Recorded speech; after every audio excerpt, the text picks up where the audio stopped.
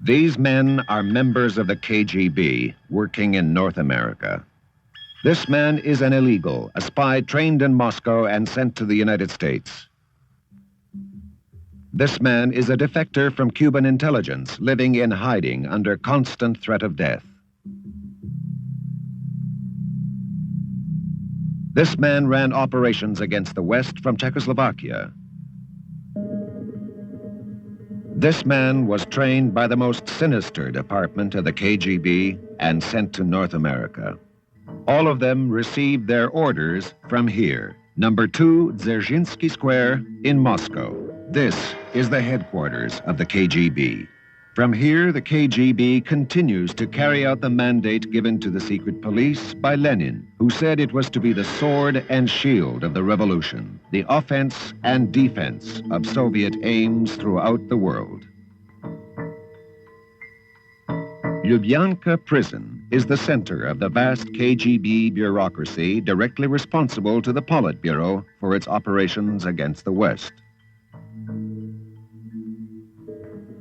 Ever since Lenin took over the secret police of his defeated enemy, the Tsar, the Soviet espionage apparatus has mirrored the leadership under which it serves. Under Lenin, in the early days of revolutionary turmoil, it was known as the Cheka, and it imposed the Bolshevik rule upon the nation, setting up an international network of informers and tracking down and liquidating enemies of the new regime. Under Stalin, the name of the secret police was changed to GPU, and it became the most effective instrument of mass murder until the Second World War. Stalin used the GPU to eradicate millions of peasants in the Ukraine who protested the creation of collective farms from their lands. And during the mid-30s, Russia was racked by what became known as the Terror, the mass purges created by Stalin. Show trials became a function of the secret police activities, and more than 75% of the Soviet general staff of the army and senior ministries were arrested by the GPU, tried and executed. In 1953, Stalin died.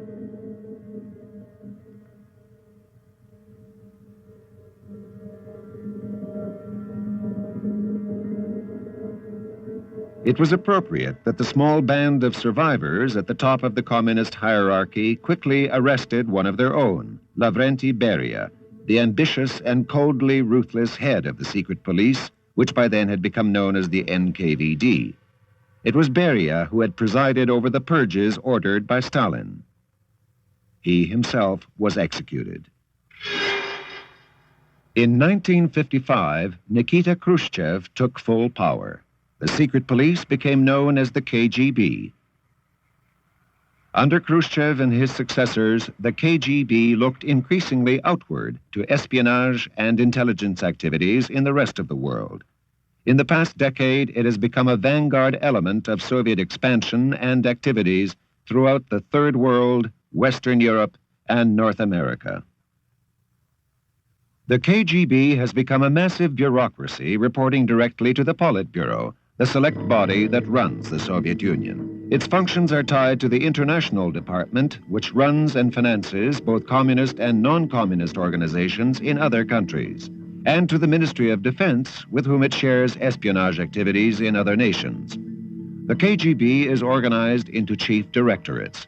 From a separate headquarters in Moscow, the first chief directorate controls foreign espionage activities. The second chief directorate is the largest and most important. With a network of informers, it is responsible for ensuring internal security. The current head of the KGB is Yuri Andropov, a key member of the Politburo, a close colleague of Leonid Brezhnev, and one of the most powerful men in Russia. As head of the KGB, Andropov controls the most influential and sinister bureau of the Soviet bureaucracy, whose main purpose is the total control of the Soviet people.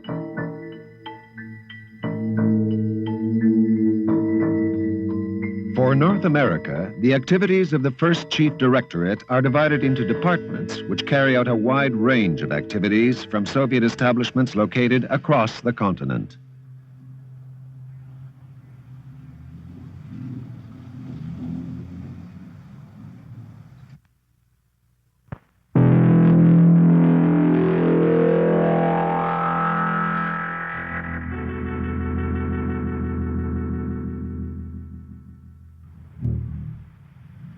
Since 1933, this building has served as a Soviet embassy in Washington. It is a major center of espionage activity in the United States. This is Alexander Kluyev, listed as an attaché at the embassy. He is a KGB officer. This is Boris Ivanov, a correspondent with the Soviet news service TASS. He is also a KGB officer. During a recent hearing of the Senate Foreign Relations Committee, the principal witness was Harold Brown, who at that time was Secretary of Defense. Subject, U.S. military posture and the defense budget for 1980. Present were Soviet TV reporter Yuri Soltan and his cameraman, Anatoly Ivanov, as well as Milos Tulva, a correspondent for Izvestia. Seen here is Dr. Mikhail Milstein, who is now with the Soviet Academy of Science, specializing in military affairs. Next to Milstein, Yuri Kapralov, first secretary of the Soviet embassy. Then there was a man who identified himself as Andrei Krutskih. The Soviet embassy lists him as an attaché, and this man, Viktor Tutin, official title, third secretary at the embassy. American intelligence sources identify both Krutskih and Tutin as being officers of the KGB. In North America, there are dozens of Soviet establishments, everything from diplomatic missions to trade offices and businesses that sell tractors or operate merchant shipping. Since 1970, the number of Soviet officials in North America has increased dramatically. Until 1980, Richard Kinsey was deputy chief of the Soviet desk in the FBI. His duties were to closely monitor the activities of the Soviets in the U.S. The numbers have doubled in the last 10 years. From 1970 to when I left in early 1980, the Soviet presence had almost doubled. There was a time when I first was in the work where we could almost go one agent on one identified or suspected Soviet intelligence officer. When I left, quite the contrary was true, and we were vastly outnumbered, where our agents were trying to cover 3 or 4 known or suspected intelligence officers. One of the basic requirements for Soviet diplomats is to file travel plans whenever they travel in the U.S. or Canada. It is a restriction that in the Soviet Union is strictly applied to Western diplomats. But for the Soviets in North America, the theory and the practice seldom meet. We find through our coverage of them that they often deviate from those travel plans, and surprisingly enough will end up traveling via the SAC base in Omaha, Nebraska, when their travel plans call for them to go through Kansas or some other route. And that's a violation of travel regulations. If we bring it to the attention of the State Department, then a strong note of protest is made to the Soviet ambassador. Is there anything ever done about these strong notes of protest? They're filed.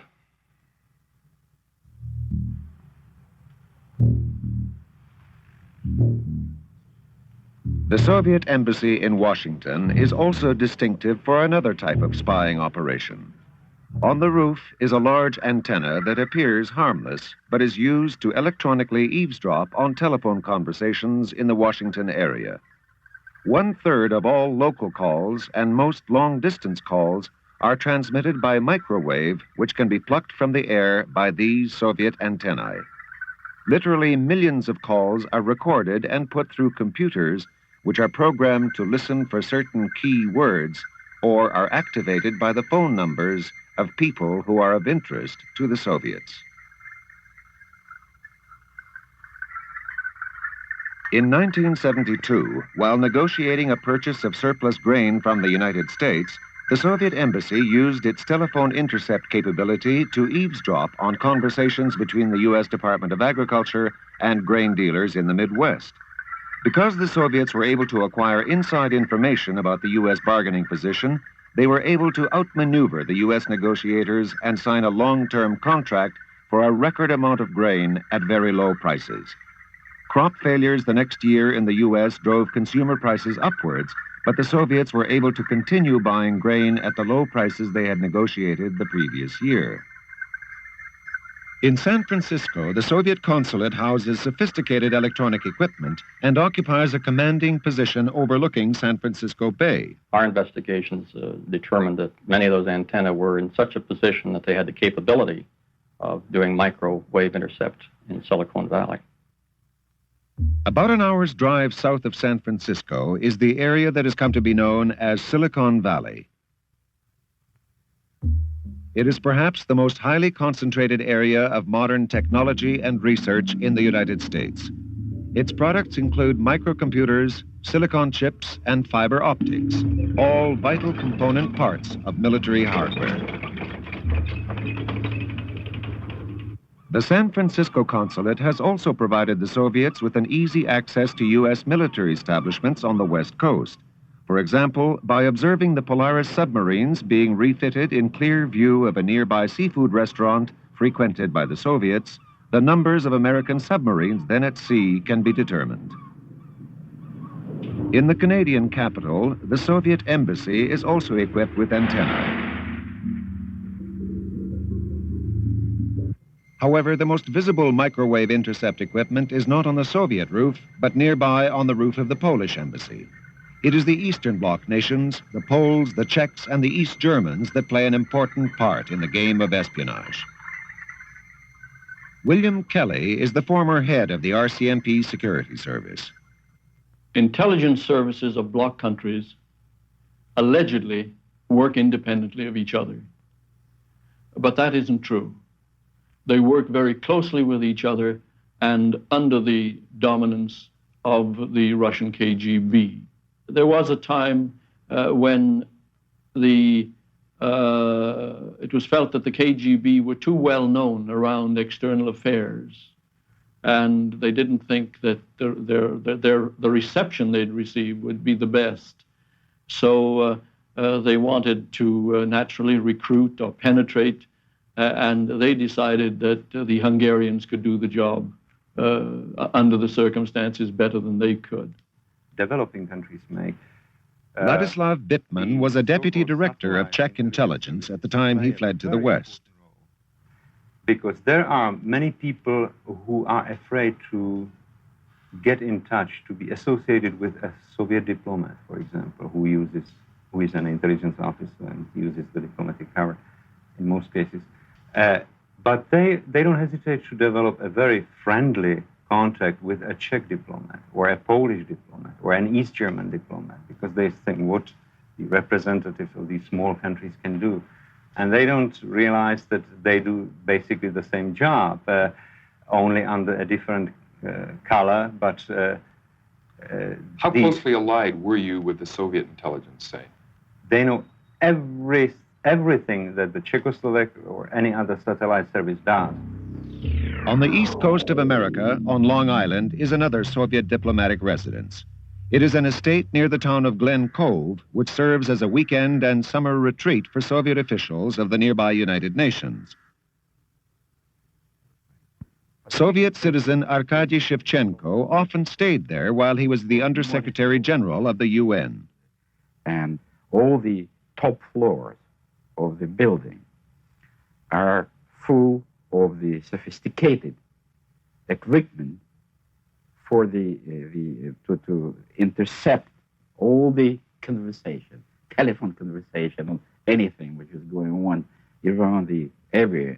At least 15 or 17 technicians who are working there to do all this job.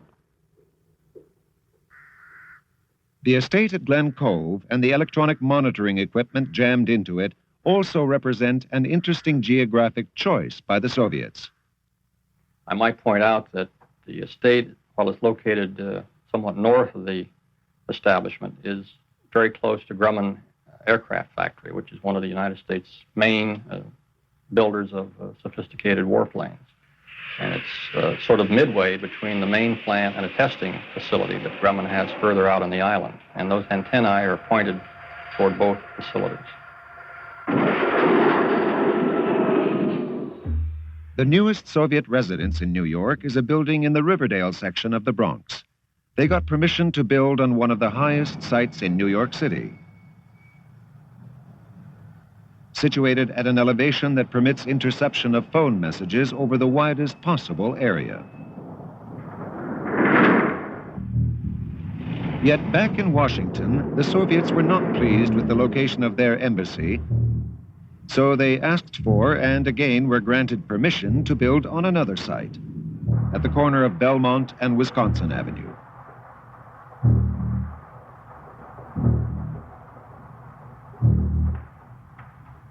It is one of the highest locations in Washington. Because it's so high here, we'd like to get a good shot of Washington. Can we get in? It's forbidden. If you want to take pictures, you must go to our embassy and decide this matter with our chief. In Washington, they will have everything. They can, listen all the conversation which are going on from White House to any any departments or Pentagon. You have a good view from here anyway. Yes, I think so. Just on the roof of this building. On the roof? Yeah, I'll bet. Much of the construction on the Soviet embassy complex is already completed. The new residences have been built complete with antennae on the roof. In Moscow, the Americans had requested permission to build a new embassy to replace their old and overcrowded facilities there. In this instance, comparisons are useful. The United States was eventually offered and accepted a site on one of the lowest points of land in the city. And after years of bureaucratic wrangling, permission was only recently granted to begin construction.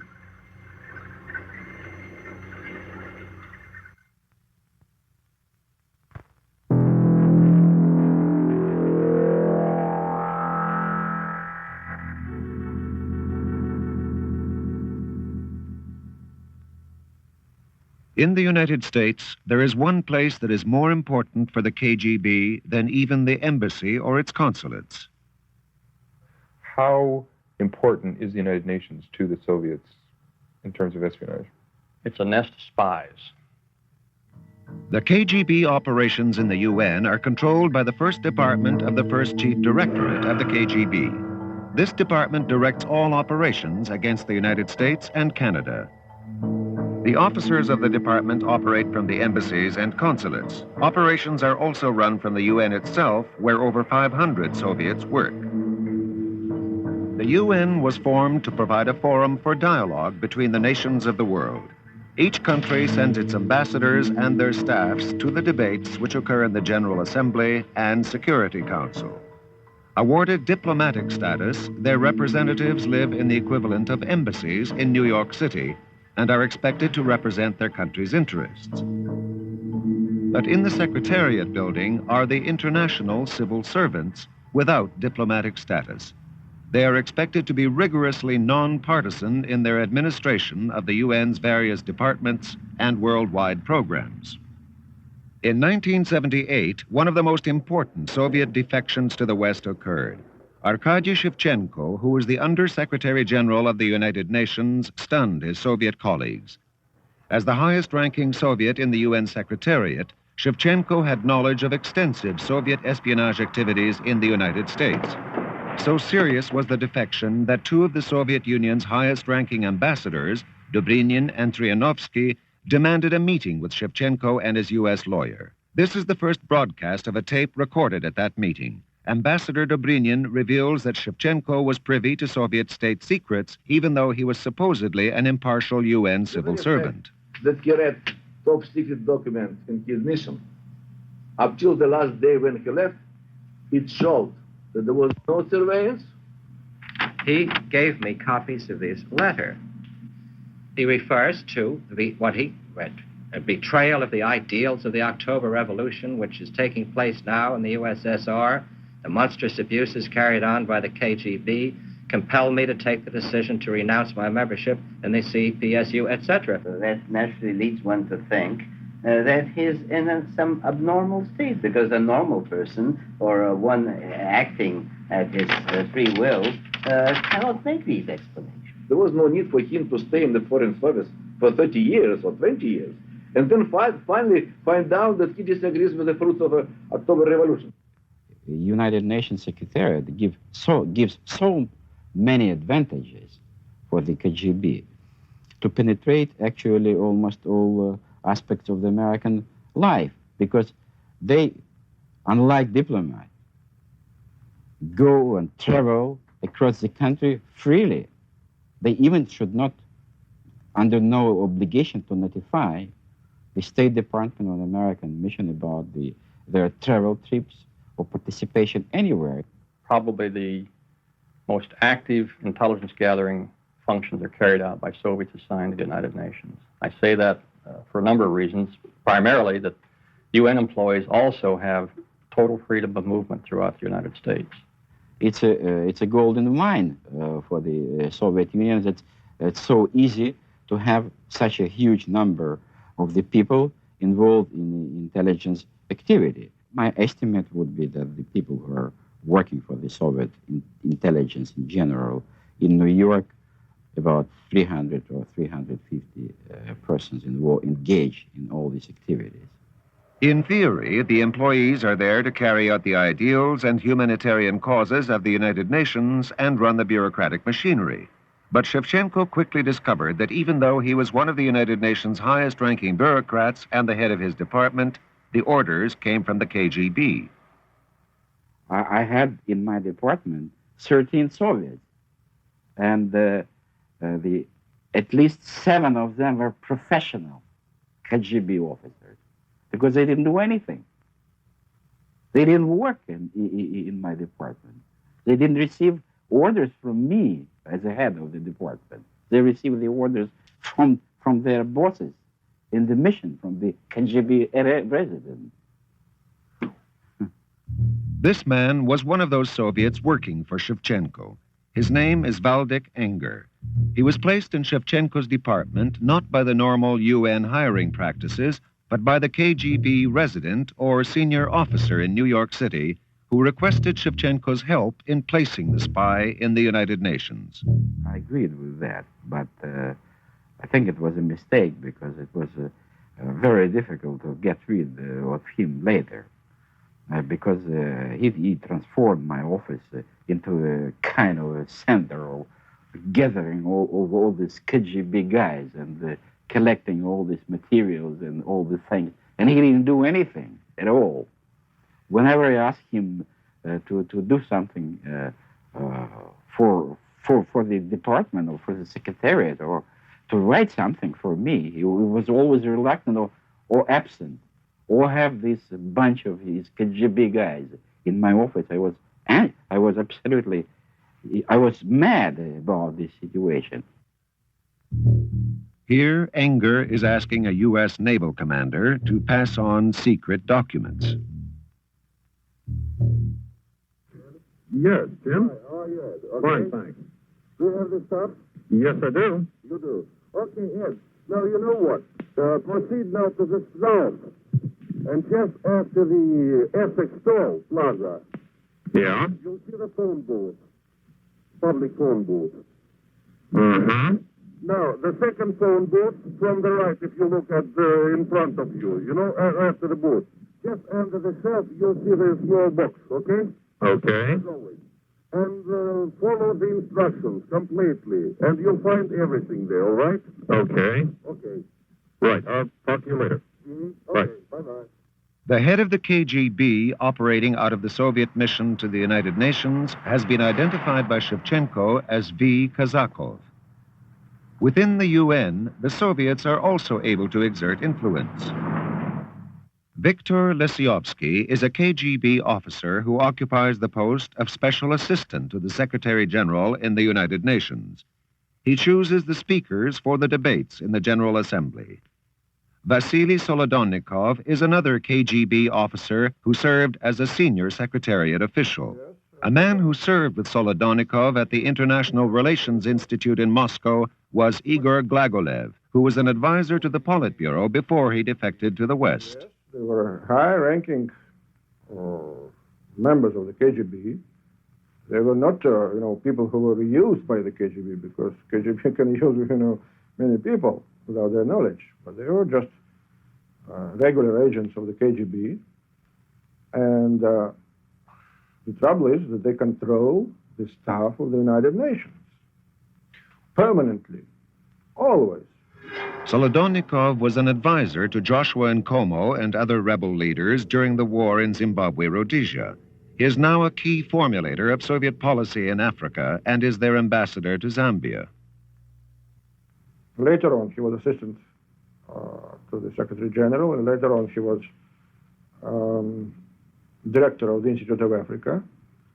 And now he's the Soviet ambassador in Zambia, where he masterminded the takeover of Zimbabwe, and now he's organizing the takeover of South Africa.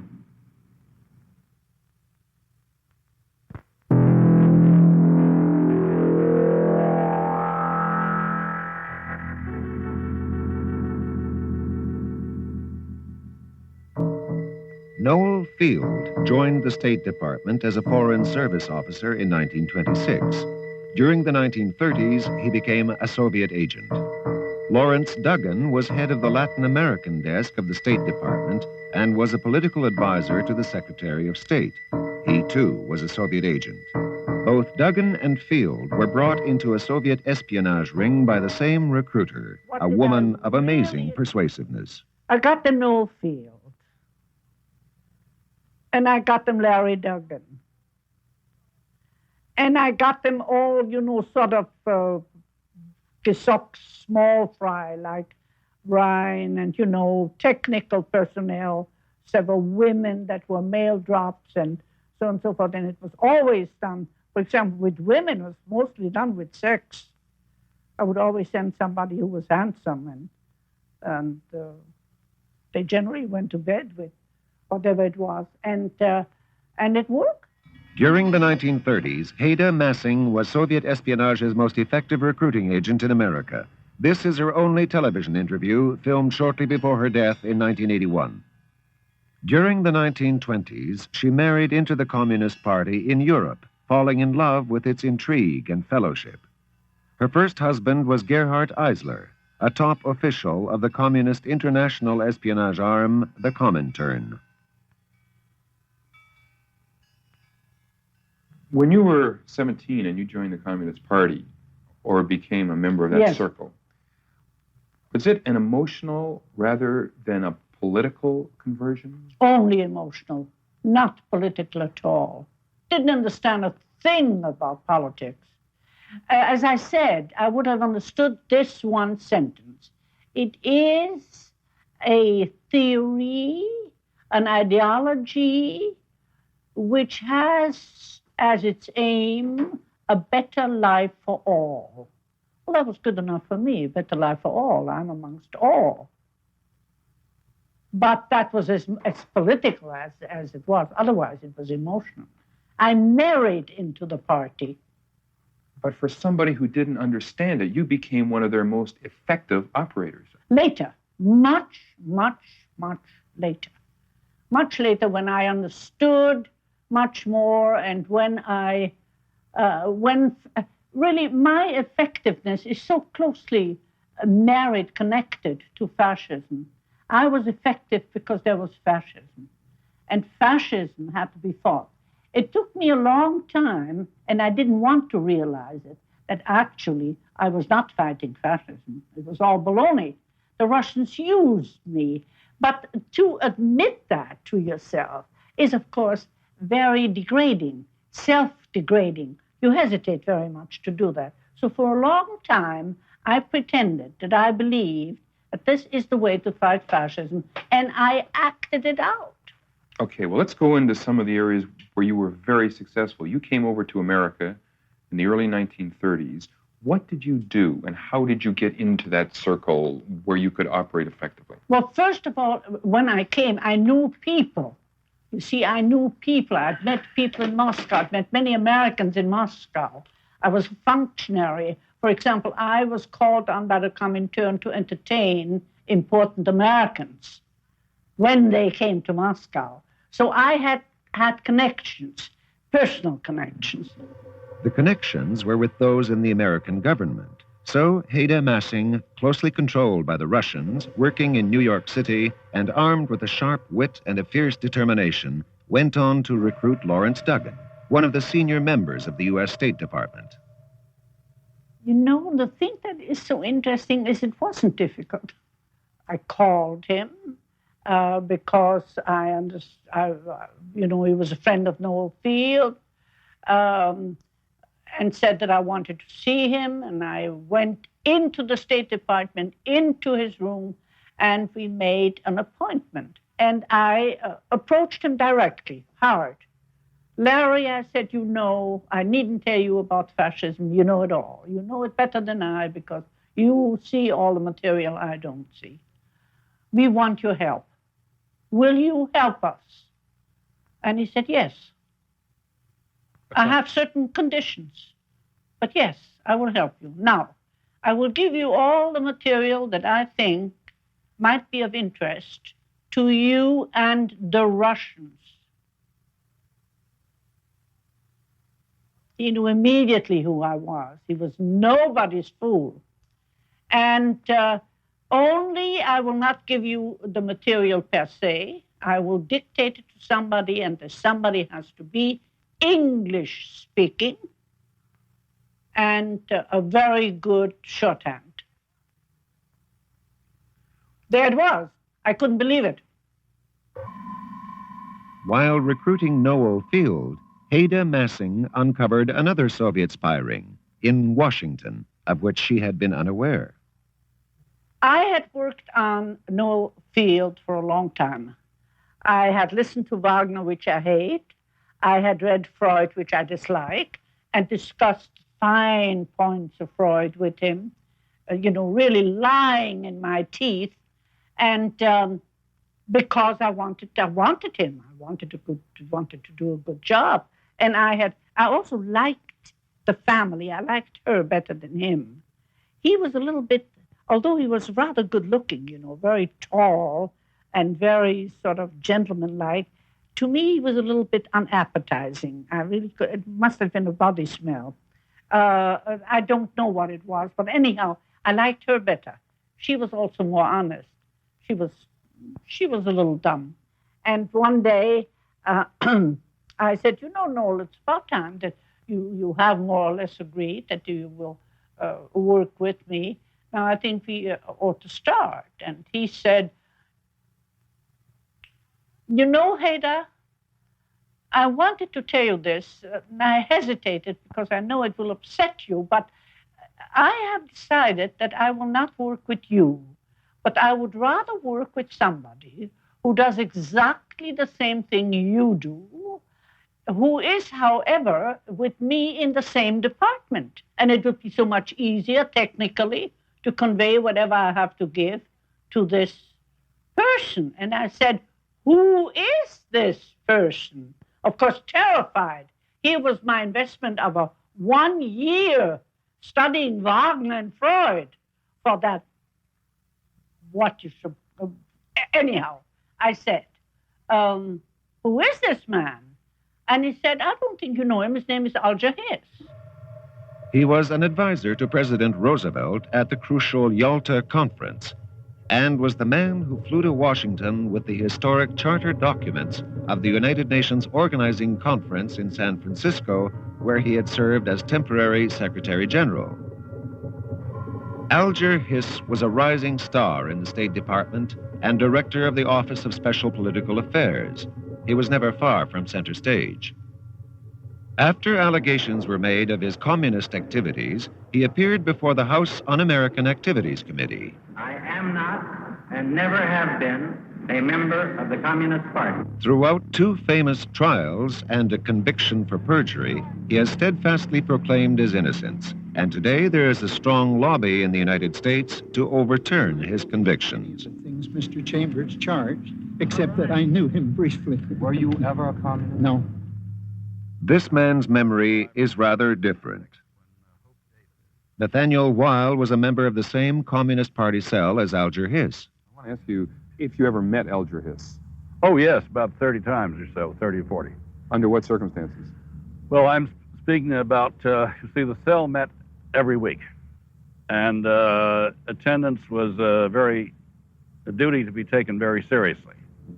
You had to have an extremely good excuse for not being there. So that if one assumes that I was in this unit for 9 months and that there was a meeting every week, it works out to about 30 or 40 times. But Hader Massing, trying to recruit Noel Field, had no idea that Alger Hiss was also working for the Soviets. Each of the communist cells were small and carefully separated. In this case, both Alger Hiss and Hader Massing were trying to recruit the same man. I met Alger Hiss because Noel called me a week after I'd been there in New York and said, "Can you come to Washington? I have a dinner date for you and Alger Hiss at my house." And I said, "Of course I'll come." And I came, and I met him. And the beginning was that he said, "So you are the girl that is trying to take Noel away from me." And I said, "Well, you are the man who is trying to take Noel away from me." And then I said, "I suppose, I don't know the exact words, don't forget, after all, I'm female and I'm a fighter, and I won't let that happen so easily." And he grinned, and then we had all sorts of conversations. We stood alone, he and I, at the window and spoke, and the farewell was that I said, or he said, and I don't remember who said what, but I think he said, "Whoever gets Noel, after all, we are working for the same boss."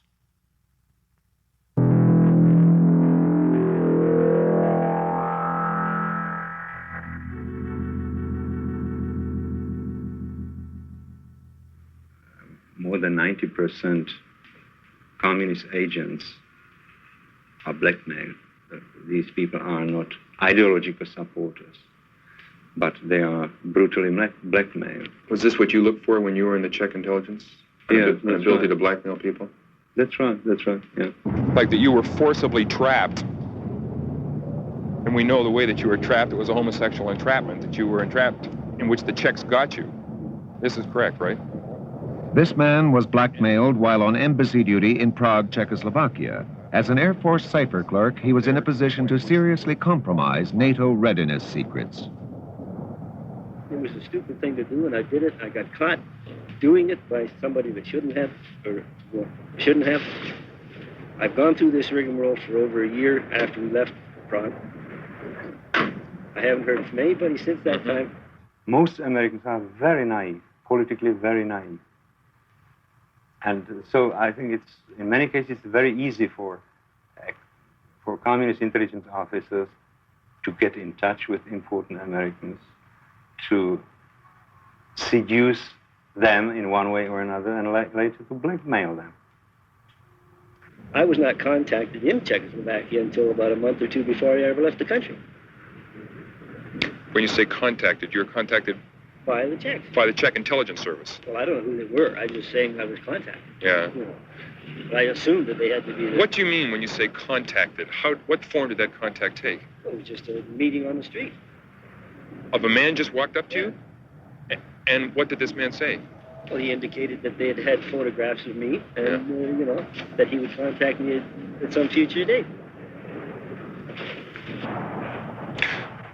Well, can you tell me, what did the Czech intelligence service ask you for or want you to do? There was no discussion at all. It was just the fact they confronted me with the fact that they had pictures and photographs of me doing this homosexual act with the other individuals involved. That was the whole extent of it. There was nothing asked for or given. When you say the fellow that was involved in the situation? In the photographs? Yeah. Yeah. He was the other man with whom you were having this affair with. Right. And he defected, and as a result, that was how they found out about you. Right. And you were never asked for secret documents? There was just a man that came up to you in the street in Prague and said that we have photographs of you and we're going to ask you for something at a later date. At a later date. It was never indicated what they wanted or how often or how soon or whatever. What kind of information could you have theoretically given them? God knows. God knows.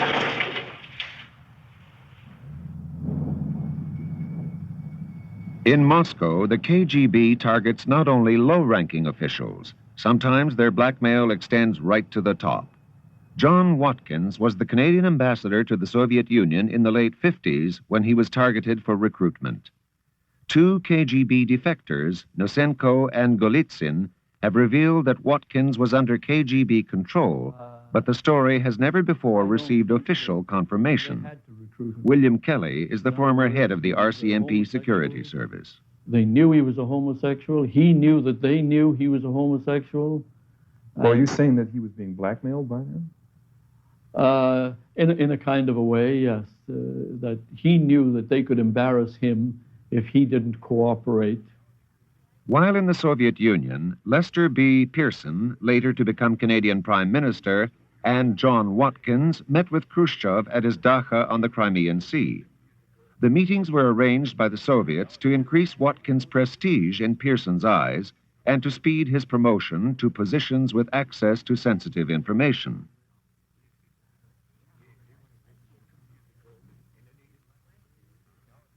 When you find that a man like Watkins, an ambassador, was a homosexual, and you knew the pressure that was being placed on homosexuals in Russia at that time, he was an obvious target for KGB, and he was surrounded by the KGB.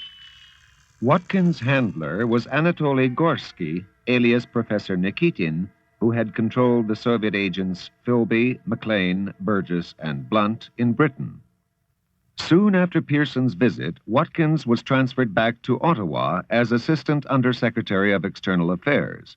External Affairs chairs the committee that controls all of Canadian intelligence matters. He died of a heart attack on October 10, 1964, in Montreal, after being interrogated by the RCMP. For over 10 years, Tom Fox was head of U.S. military counterintelligence in charge of breaking major Soviet operations in America and Europe. Well, the Soviets are like any good headhunting business organization that's looking for good talent. The Soviets will establish a relationship with the individuals, determine the individual's needs, desires, strengths, and weaknesses, and try to exploit that. David Barnett was a former employee with the CIA whose business was facing bankruptcy. His solution was to approach the KGB. In exchange for money, he compromised several CIA operations and the lives of the agents involved. He was instructed by the Soviets to obtain positions with several congressional intelligence committees in order to pass on inside information. For his services, he received $92,000.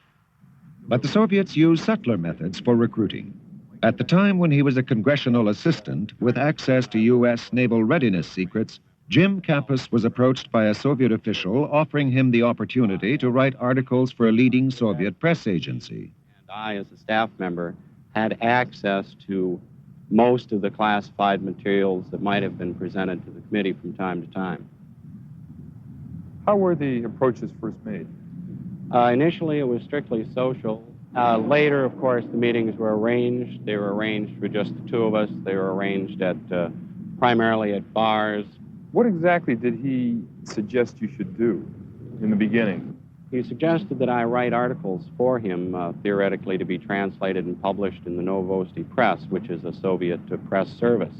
Of course, later it became more obvious that the type of stories that he was seeking were those that were based on classified information or information that was not generally known to the public. In attempting to recruit agents, the KGB also uses the services of the International Information Department, which controls TASS, Pravda, Izvestia, and the Novosti Press Agency.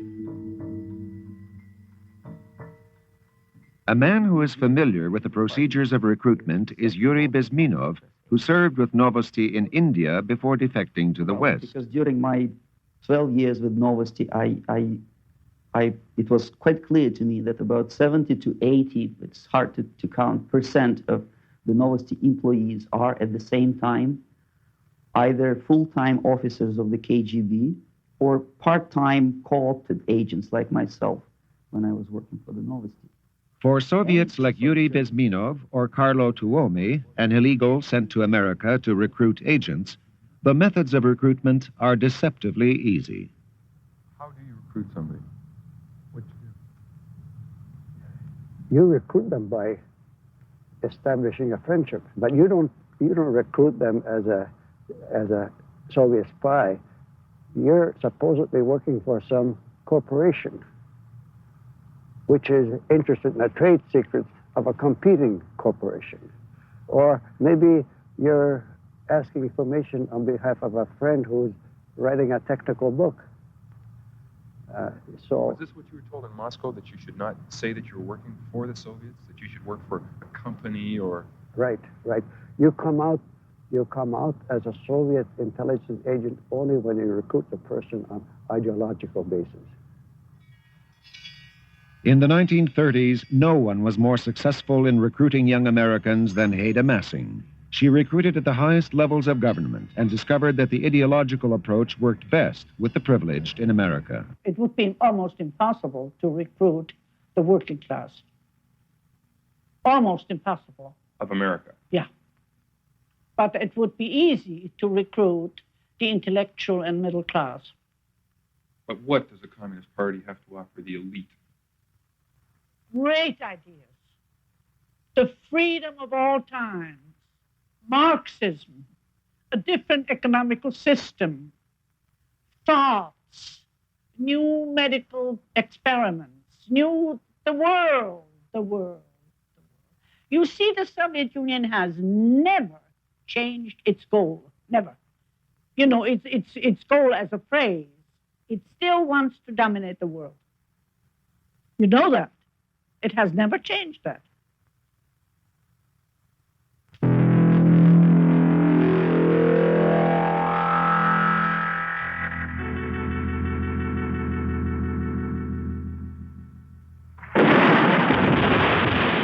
In the late 1950s, when Fidel Castro was taking his revolution out of the mountains toward the ultimate victory of Havana, the world watched what was believed to be a popular uprising of the people. There is not communism or Marxism in our ideas. Our political philosophy is representative democracy and social justice in a well-planned economy. But the revolution provided a new base for the KGB and the communist intelligence networks. Ladislav Bittman was a deputy director with Czech intelligence. A few years after the revolution, the Czechs helped to build up the Cuban intelligence service. And then, I think in the early 1960s, the Soviets took over completely when Cuba was really in the hands of the Soviet bloc, of the Soviet Union. Here at the Cuban mission to the United Nations in New York City, where 98 Cuban nationals work, at least half are members of the DGI, the Cuban Intelligence Service. This man is Nestor Garcia. Until the summer of 1980, he was officially listed as the first secretary to the Cuban mission. But in reality, he was chief of station for Cuban intelligence in New York City. In Moscow, the direct responsibility for running Cuban intelligence is assigned to Department 11 of the KGB, the same department that controls the Czechs, Poles, and other European communist intelligence agencies. Since the late 1960s, Soviet KGB officers living in Havana have directly run the operation of Cuban intelligence. As a result of 2 years' research, the Connections team has been able to ascertain these startling facts. Cuban intelligence was taken over by the Soviets in 1969.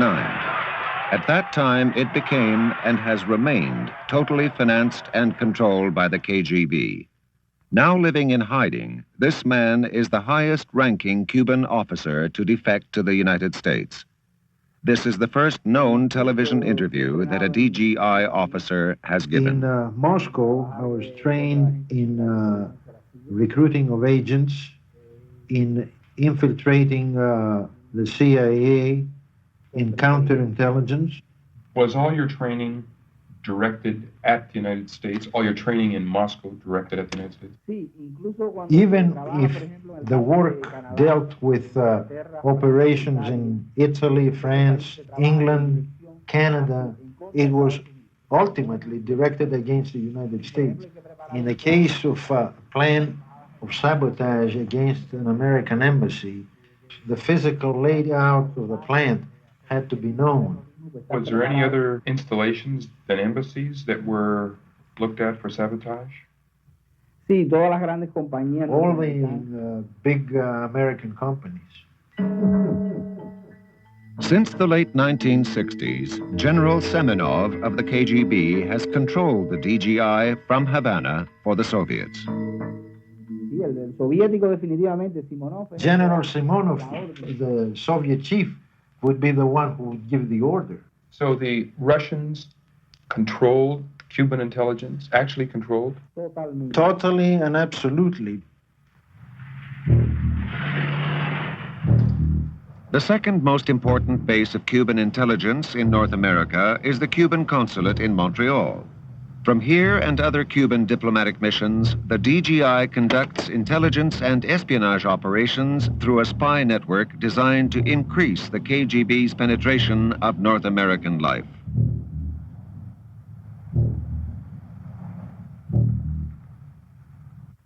You saw the files of these people in Havana, correct? Yo conozco muchos. Yes, I know many.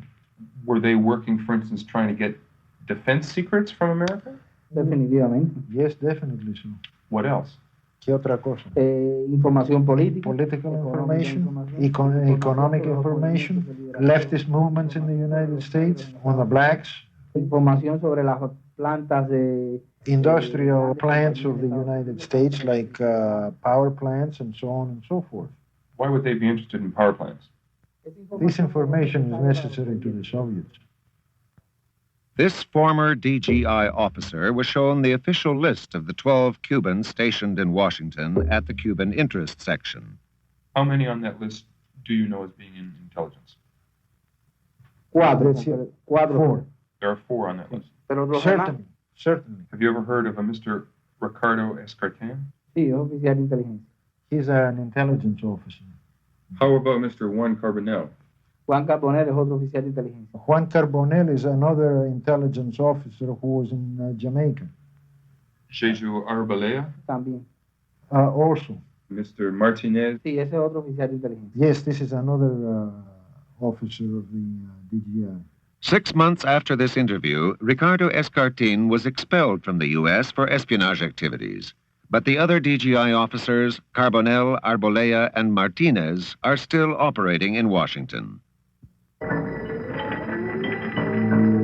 In the mid-1960s, the black ghettos of America erupted in flames and violence in an apparently spontaneous protest. The riots did not need instigation by outside elements, yet once the conditions were ripe, revolutionaries of the left moved in, funded and supported by the Cuban DGI. One such revolutionary was Philip Luce. What was the nature of your meeting with Fidel Castro? Our nature, first of all, was we met a number of times, but our first meeting dealt with what the group would do in Cuba. Secondly was what we could do in the United States once we returned. And third of all, we received over $20,000 to bring back to the United States. The next year, we were engaged in tremendous riots in New York City, which then spread to Cleveland, to Los Angeles, to other areas. Agitation at that juncture was vital, not only to our cause, but to the cause of the Cubans. We trained people in the use of weapons. We also trained people on how to stand on top of their tenement buildings and throw down garbage cans filled with bricks. We also taught them how to make Molotov cocktails. As a matter of fact, the Cubans at that time said to us, your revolution is your own revolution. But while we were in Cuba, they gave us money to bring back to the United States to be utilized in terrorist activities. They also invited us to the embassy, wherein they gave us money to send young Americans to Cuba who were later trained in terrorist activities. We went to the Cuban embassy on a number of occasions to get funding.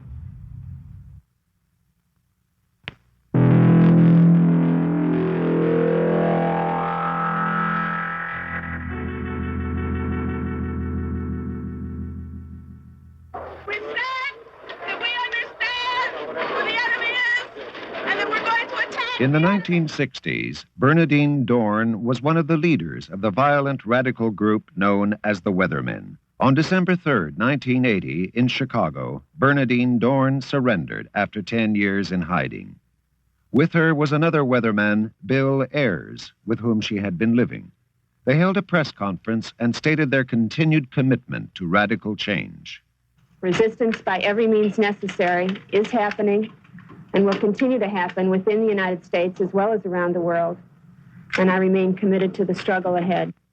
The man with Bernardine Dohrn, Bill Ayers, was one of the key members of the Weathermen during the 1960s. A man who knew Ayers well during those years was Larry Grathwohl, a former member of the Weather Underground, which had developed close ties with the Cubans. Well, when the Cubans viewed the revolutionary struggle in the United States, they recognized the fact that the left as it existed in 69 and 70 was not capable of overthrowing the government by itself. Consequently, they had hoped that the group itself would be able to attack the system from within and provide assistance to the international movement, the international communist revolution. As a weatherman, if I became cut off from the main body of the organization, the Weather Underground organization, I could make contact or reestablish contact by going to the Cuban embassy in Mexico or Canada and asking to, as an example, I wanted to get in touch with Bernardine Delgado. That was the code word, Delgado. And I would tell them that I'm Larry Delgado and I can be reached at such and such a phone number or at such and such an address, and the Cubans would make the connection and put me back in contact with the How do you know this? I don't How do you know this information? Bill Ayers gave me those instructions it was either February or March of 1970 in Detroit. The Cuban DGI is organized into 7 departments and subdivided into geographic sections, the largest one being the United States section. It controls North American operations, including the UN, diplomatic posts, and radical groups. During the 1970s, hundreds of young Americans circumvented U.S. travel regulations to go to Cuba to harvest sugarcane and experience the Cuban Revolution firsthand. As a cover for the recruitment of the Weathermen, the DGI organized the Venceremos Brigades. The organizers, tour guides, and hosts were officers of the DGI who used the occasion to train young American radicals. Cuban intelligence was well prepared for the Venceremos Brigades when they arrived. Every time that a Venceremos Brigade contingent arrived in Cuba, all the operational of the DGI had to drop what they were doing and go to work on the Venceremos Brigade. We had to investigate, collect background to see who could be recruited, what information could be obtained. Do you know of young Americans who were recruited in the brigade to work for the Cuban intelligence who came back to America and were secretly working for the Cubans? Sí, y están trabajando. Yes, and they are still working. Still working for the Cubans in America? Sí, definitivamente. Yes, definitely. The brigade was established with the sole purpose of providing a cover for the Weathermen to get their people to Cuba for training. And that's why it existed. As a matter of fact, when our people came back off the first Venceremos Brigade in I think it was February of 1970, the criticism that the Cubans had made about the Venceremos Brigade indicated that the majority of people being sent there they felt were useless. They really weren't helping them harvest sugarcane. But that it was justified in the sense that here was a means to train and politicize weathermen contacts and weathermen. Cuba somehow had the ability to bring out in young people at that time the feeling of communism with a mambo beat, or somehow that what was happening in Cuba was totally different than what was happening anyplace else in the world. This was the main reason of the interest showed by the Russians in trying to control the DGI, because the Cubans could work far more easily than the Soviets. Weren't the weather people aware that they were being used by the Soviets in some way? No, they view the Cubans as being the vanguard of the international communist revolution. Now, the vanguard essentially means that the Cubans are at the very tip of the spear. They're the leadership. The Russians are being used by the Cubans. Now, this is the weatherman's rationalization of this interaction between the Soviets and the Cubans. The Cubans said, you've got to become active. You've got to start doing things. And planning a national action to protest the beginning of the Chicago 8 trial and to commemorate the riots during the Democratic National Convention of '68, and to protest the war in Vietnam is not action. Action requires that you confront the system violently. So when the weathermen got back from Cuba, they changed the national action to the Days of Rage. The Days of Rage in October 1969 was an attack on the city of Chicago and its police department. For 4 days, anti-war protesters, urged on by agitators of the weathermen, rioted in the streets, engaging in violent confrontations and pitched battles with the police.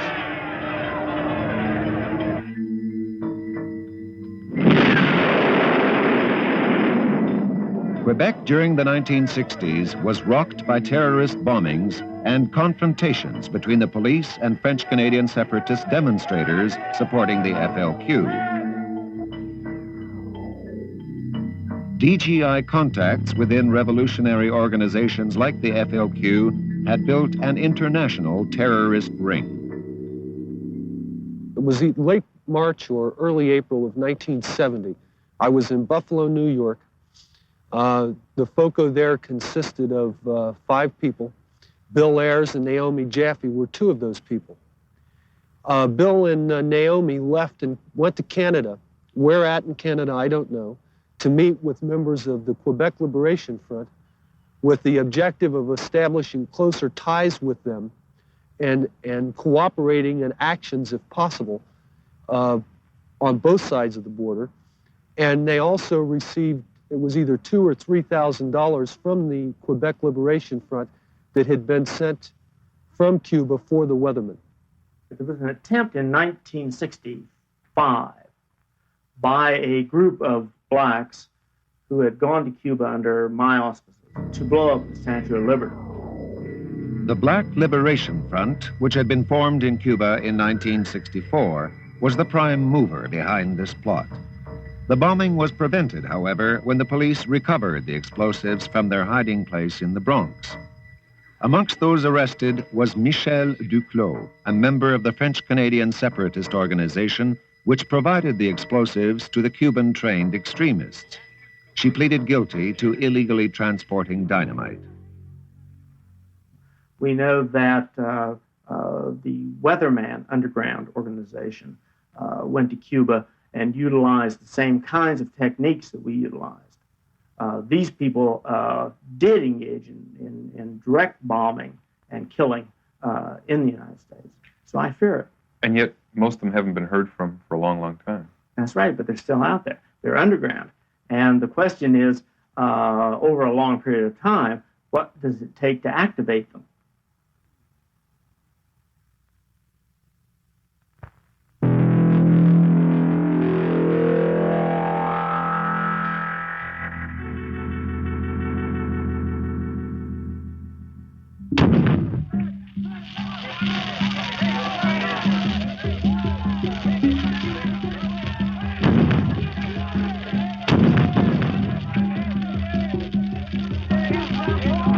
The biggest Cuban intelligence efforts against the United States do not take place in North America. It is in the Caribbean and Central America where the Cuban DGI, backed by the Soviet KGB, are actively assisting revolutionary movements hostile to the United States.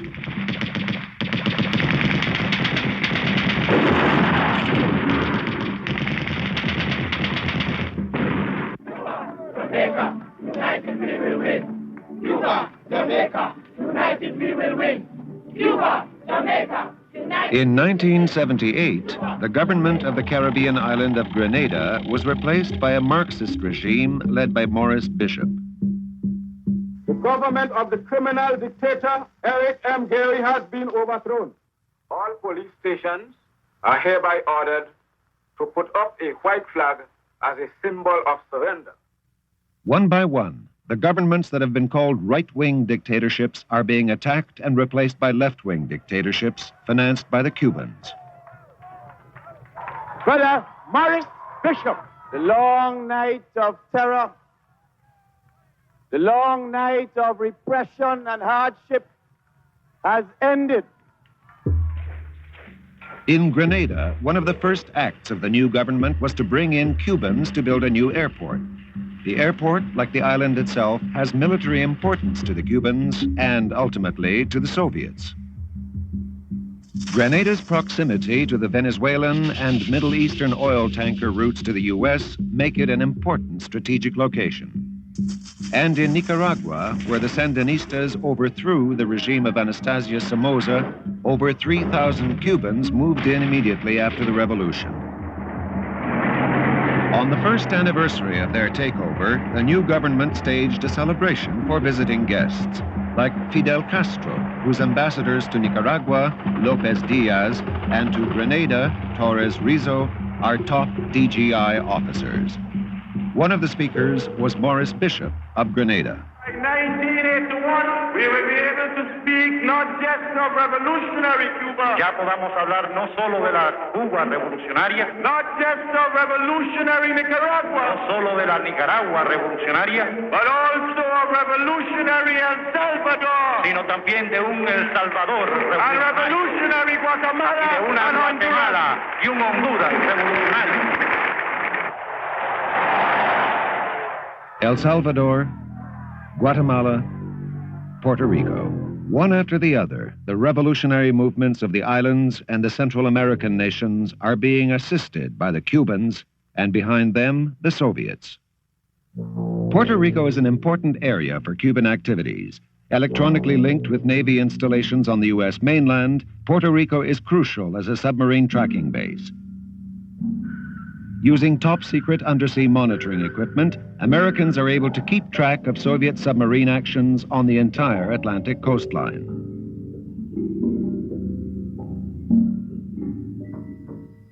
In April 1980, 10 FALN Puerto Rican revolutionaries were arrested outside Chicago, Illinois. With them was a van filled with explosives and arms. They were convicted on February 11, 1981, of seditious conspiracy for a wave of bomb blasts that have killed 5 people and wounded at least 100 others. Does Castro run the Puerto Rican movement in the United States? Sí. Yes. Conozco de muchas operaciones I know of many operations que se hicieron a través del centro de Nueva York that were done through the center of New York, que donde se les dio dinero, o se les ha dado dinero, where they received money, explosivos, explosives, armas, weapons, y reclutamientos que se recruitment that was made for them to work in the United States. Soviet naval activities in the Caribbean and the Atlantic are of increasing strategic significance, as is Havana's harbor to the Soviet fleet. In addition to surface ships, submarines are a vital part of a growing armada.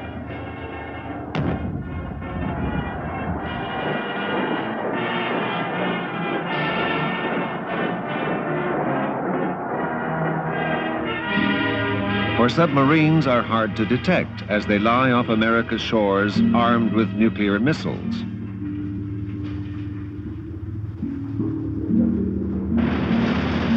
Fishing ships are another part of the Soviet Armada off the shores of North America. Often used for electronic intelligence gathering, the fishing ships also serve as shields, protecting the submarines below from the radar and sonar of the anti-submarine forces of the Americans and Canadians. It was on one of these ships that Boris Stern served. The submarine kept contact with my ship. When we came near Newfoundland, the captain had a radiogram on the submarine location.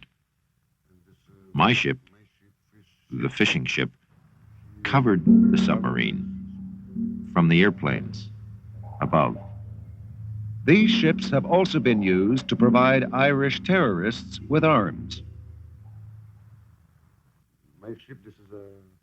My ship, this is a fishing ship and not a military ship.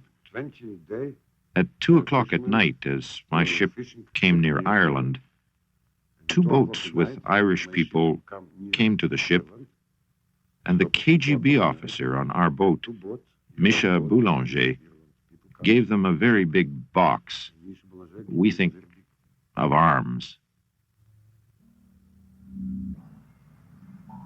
Soviet espionage efforts in North America are designed to assist the capabilities of their submarines in the Atlantic and Caribbean.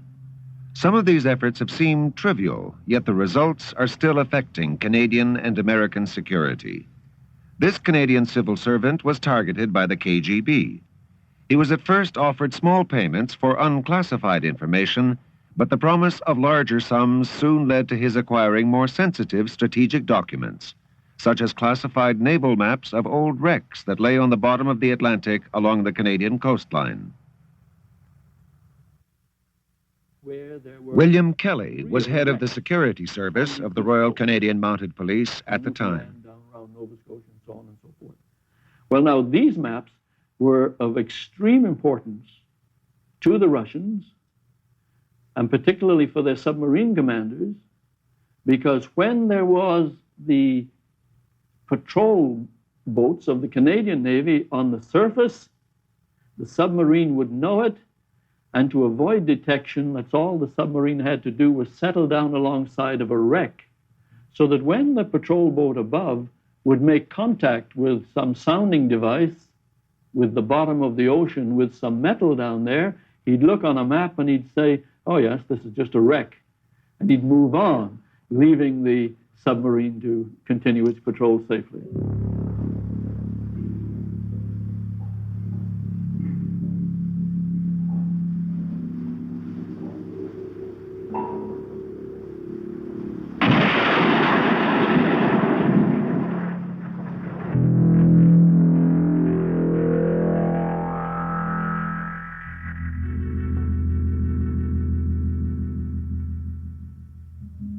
In the 1950s, an obscure, unassuming photographer lived alone in Brooklyn, operating his business from a storefront.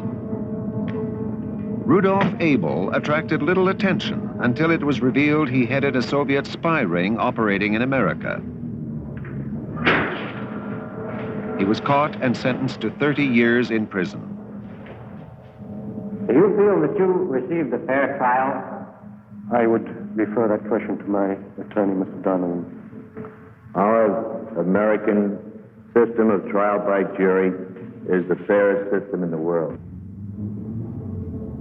In the world of espionage, Abel was known as an illegal, a spy who lives under an assumed name and is controlled by Department S of the KGB. It is Department S that selects the agents who quietly blend into the societies of other nations and lead seemingly normal lives, while secretly carrying out orders passed to them from Moscow.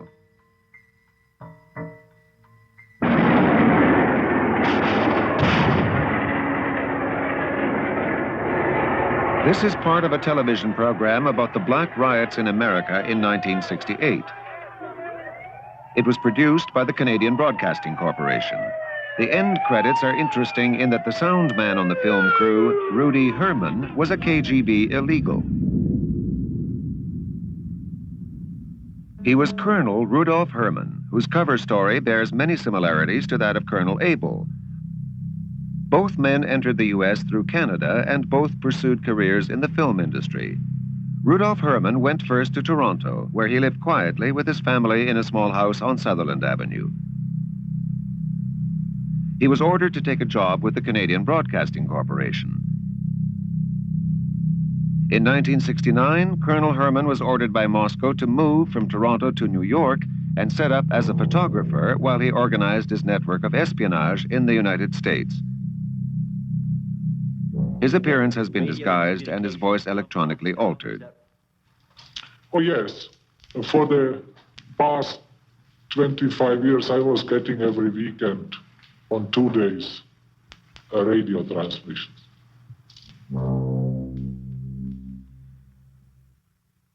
When Hermann was finally caught by the FBI, Richard Kinsey was deputy chief of the Soviet desk at FBI headquarters in Washington. He had been sent on meetings, had been sent to meet people in Canada, for one thing, had he not? Yes, he had. Do you know anything about why he was sent up to Canada? I'd prefer not to go into to that. Colonel Hermann traveled to Quebec City, where he went to Laval University and met with a Canadian economics professor named Hugh Hambleton. Hello, are you Professor Hambleton? Yes, I am, yeah. Hugh Hambleton is a specialist in petroleum economics. He has been named by Colonel Hermann as a long-time trusted source. Professor Hambleton met Hermann many times and supplied him with information. This interview was filmed with hidden cameras. How did you meet Rudy Hermann? I came at Laval, as I remember. I mean, I'm pretty honest, because When did he come to Laval? I don't know the guy, your faces. I'm trying to, I'm being honest. I don't remember exactly. I just know I knew him at Laval. I certainly didn't know anywhere else. Well, Hermann met Hambleton at least a dozen times in Canada, and in 1975 they met in Haiti, where Hambleton passed Hermann information about the Chinese embassy. He must have come there to see you. There was a top-secret FBI RCMP operation targeting Professor Hambleton and Colonel Hermann, codenamed Red Pepper. What was the reason for the meetings between Hermann and Hambleton? Again, you're getting into what is still a sensitive area. I can say this, that Colonel Hermann was ordered to contact Hambleton by his own admission, by his superiors in Moscow. But beyond that, I would not like to go. Professor Hambleton is not as naive as he might appear. During World War II, he worked for Free French Intelligence. After the war, he worked for Canadian intelligence in Germany.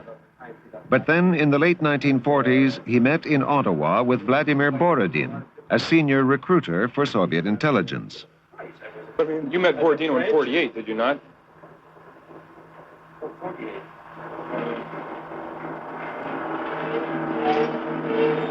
Maybe it's possible. I guess so. From 1956 to 1961, Hambleton had top-secret security clearance when he worked for NATO in Paris. Professor Hambleton has also made 2 trips to Cuba. He met with a leading Cuban intelligence officer, Ricardo Escartin, who has recently been expelled from the United States for espionage activities. In 1975, he made a trip to Moscow. How come you went to the Soviet Union now? I didn't go. But you didn't go to the Soviet Union at all? What information? Later, he confessed to making a 10 to 12-day trip to the Soviet Union in 1975, where, in his own words, he was under considerable pressure from the KGB. Subsequently, the RCMP raided Hambleton's Ottawa residence and seized a shortwave radio and code books. Professor Hambleton was just one of Colonel Hermann's contacts. Hermann has provided the FBI with significant leads on Soviet agents operating in North America. His espionage activities were of the utmost importance. My job would be without any importance. I would definitely not spend such a long time in the United States. And besides, during my years of service, I was several times promoted. Now Colonel Herman is somewhere in hiding in the United States, an illegal who came to the surface. Carlo Tuomi is another example of an illegal sent to America by Moscow. You were known as an illegal. What exactly is an illegal? Illegal is a foreign agent who enters the country with forged documents and establishes himself as a citizen of that country. Little by little acquires all the documentation, the driver's license, birth certificates, credit cards, and so on. Finds a job, gets all the credentials and all the background,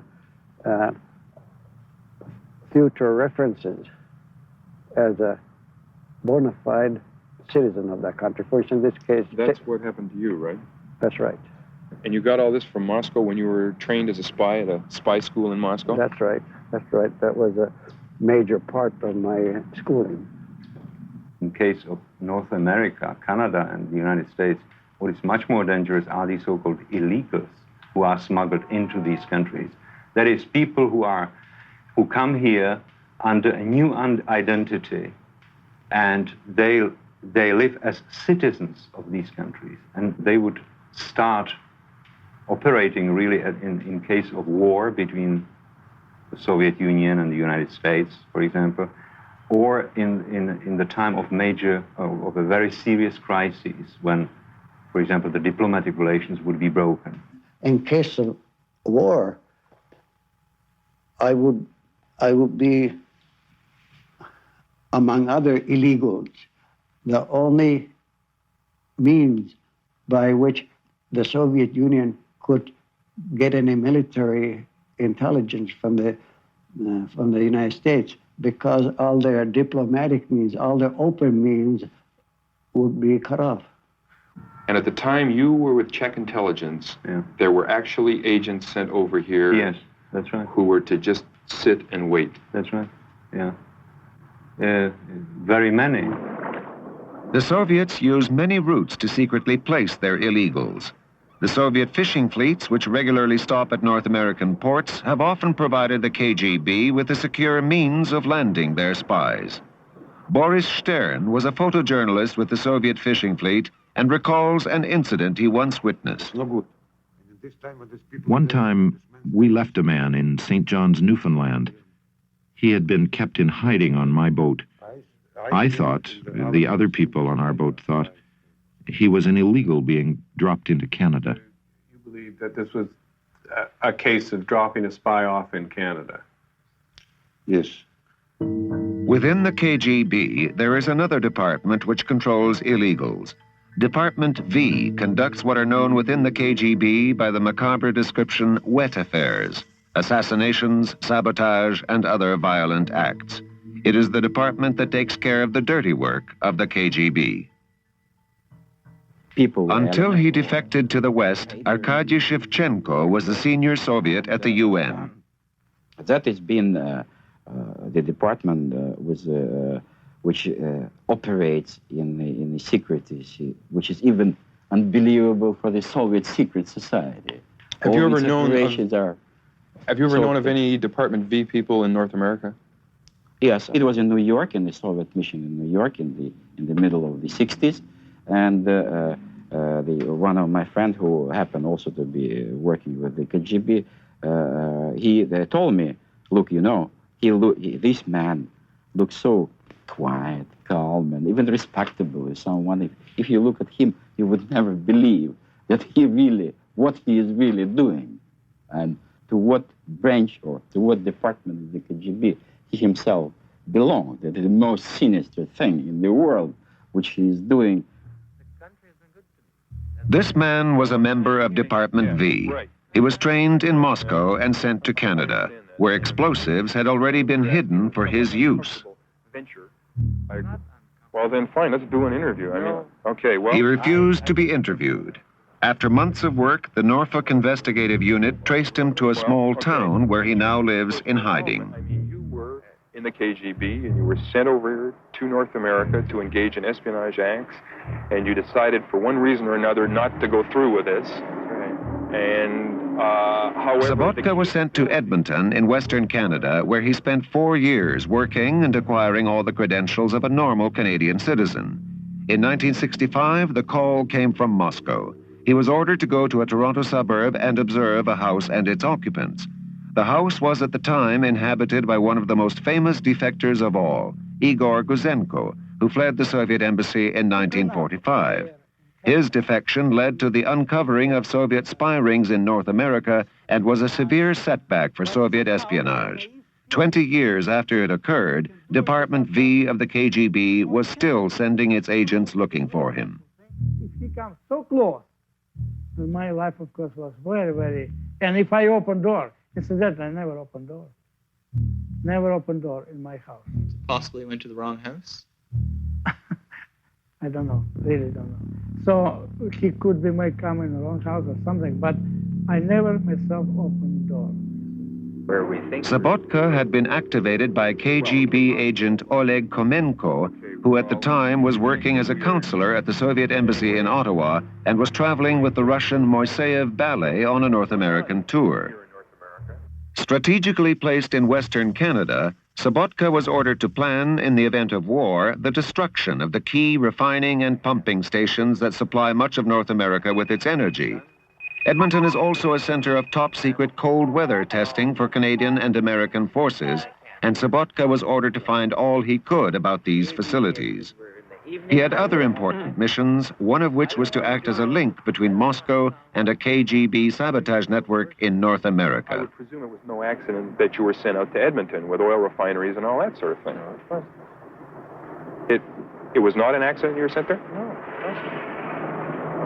And I would presume that they had their plans on that I must really go.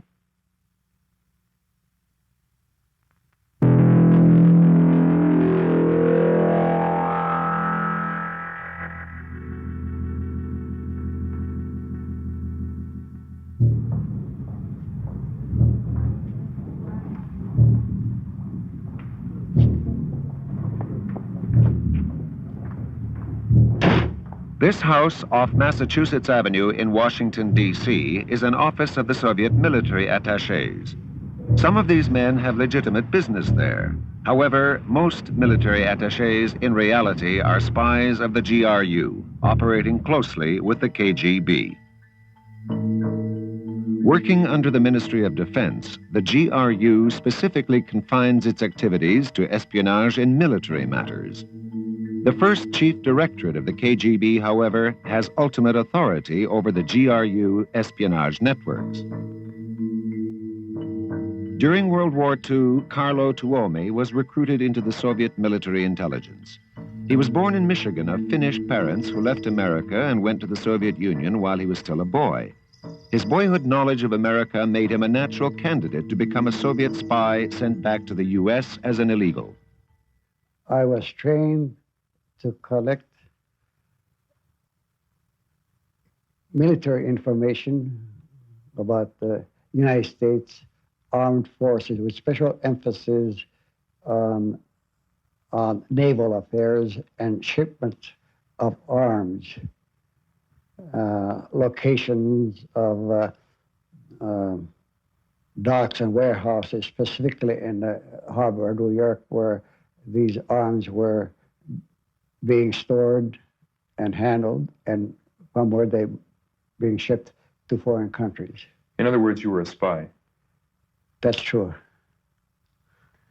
I studied the United States in general, the geography, economy, government, armed forces. The woman who was my English instructor had been born in Brooklyn, was a graduate of Columbia University, had an excellent command of modern American English.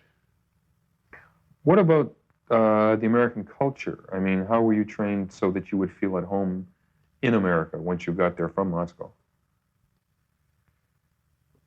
Well, the basic way of getting me into touch with American reality and culture was by showing American movies. From movies, you can learn quite a bit how people behave, how they dress, how they talk.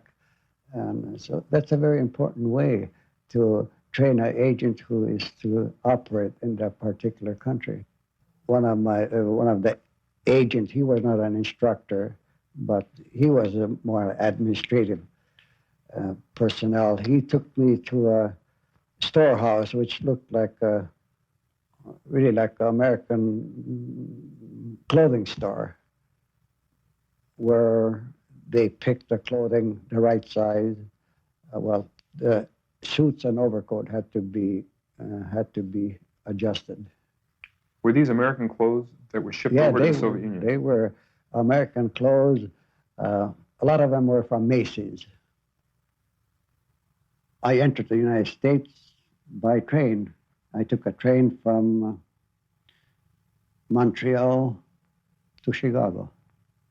So Canada was used as a stepping ground to enter the United States. Is Canada a usual way that the Soviets put spies in the United States? It is considered the easiest way. Soviet agents in the U.S. went to great lengths to create what is called his legend or his cover story. This legend, for the later years where I was employed, especially in New York and in Milwaukee, the Soviet diplomatic intelligence agents had done a lot of groundwork. They had studied these different places. They took pictures from the outside. They had even some pictures taken inside of these places. In Moscow, Tuomi was shown these photographs of a lumber company in the Bronx where he was supposed to have worked, and of a General Electric plant where he was also supposed to have been employed. They have been taken by Soviet diplomatic personnel, in most cases working for the UN. Instructions for me originated in Moscow and were sent in coded form to Soviet intelligence agents who were posing as UN diplomats. And they were processed by these diplomat spies and then sent to me by letter with a New York postmark. Did you ever get money from Soviet officials working with or for the UN? Definitely. They left the drops, magnetic containers like this. I usually received $3,000 at a time. It was always in advance. Once I received $5,400, which was in advance. This container. How was that container used? Well, the top of the container is magnetized, and then it is left at a predetermined place, which is called a drop, under a railroad bridge, under an elevated, inside a support of a bridge or something, and it was never lost. This was a very reliable gadget. And this was used all over New York City? Or in Yes. places in New York City? Yes, I had 4 different drops. As this FBI photo shows, Tuomi met with his Soviet handler, Alexei Galkin. He then took a cover job at Tiffany's Jewelers in New York. Beneath this subway bridge in the Bronx was one of the drop points he had for messages. Another was the Hudson River train line. Another was under this railroad bridge in Queens at 69th Street. Another on this telephone pole in Yonkers. Once he was well established, Tuomi was ordered to take a job where he could carry out surveillance of the docks at the port of New York. Eventually, he was caught by the FBI and became a double agent. When you were caught by the FBI, did you try to signal your Soviet handlers at the UN or in Moscow that you had been caught? Not immediately, because I I couldn't. It was in my mind, but I couldn't do it immediately. I did send a signal to the center, which is Soviet intelligence, military intelligence headquarters in Moscow. I sent a signal 3 months after I had been caught by the FBI. How did you send the signal? What means? I sent the signal by inserting it in a message which I wrote under the control of the FBI. But I got away from the FBI agents for a few minutes to write that message using the washroom. And was this a hidden writing technique that you used? Yes, I had an extra sheet of chemically treated paper, which was used for secret writing, and I used that in the washroom. There was an internal struggle inside of me. I was torn apart. I was pro-Soviet. I believed in a Soviet system. And here I was working for the FBI, the enemy of my country. I just couldn't live with the idea of betraying the Soviet Union. Are you still pro-Soviet? Oh, definitely not. So what changed you? I don't understand how you've changed or why you've changed. That's a very long process, something that doesn't happen overnight. This is the KGB Blue Book, where Tuomi is listed under his Soviet name. In it, he is named as an enemy of the fatherland. But even a spy caught and turned finds it difficult to be parted from his country. Because of the family. Your family that you had over in the Soviet Union? Yes, I had a wife and I had 3 children. Otherwise, coming back to the United States, that's the greatest thing that ever happened to me. Have you ever heard from your former wife or your children? No, I haven't heard from them since 1963.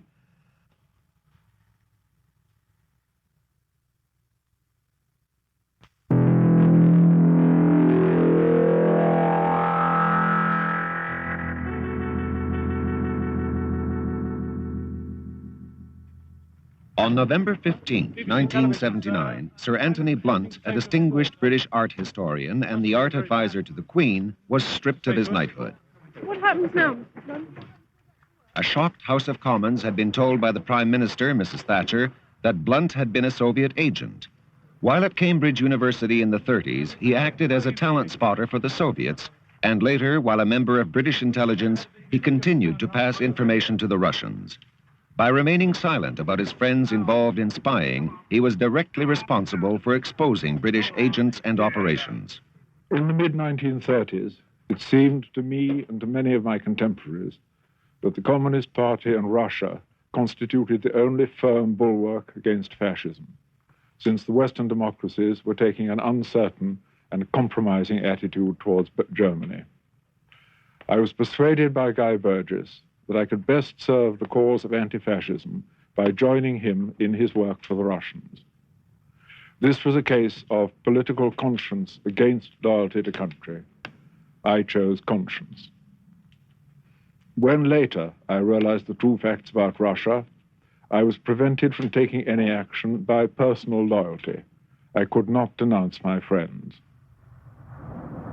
Cambridge University in the 1930s, where young men were recruited to rise up quietly to the highest ranks of the British establishment while secretly working for the Soviets. These were the moles.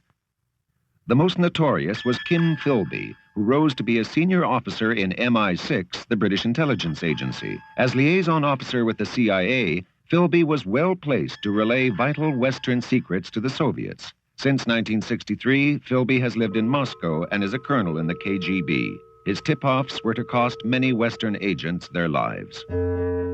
Donald MacLean and Guy Burgess were working for the Foreign Office, and both were friends of Philby.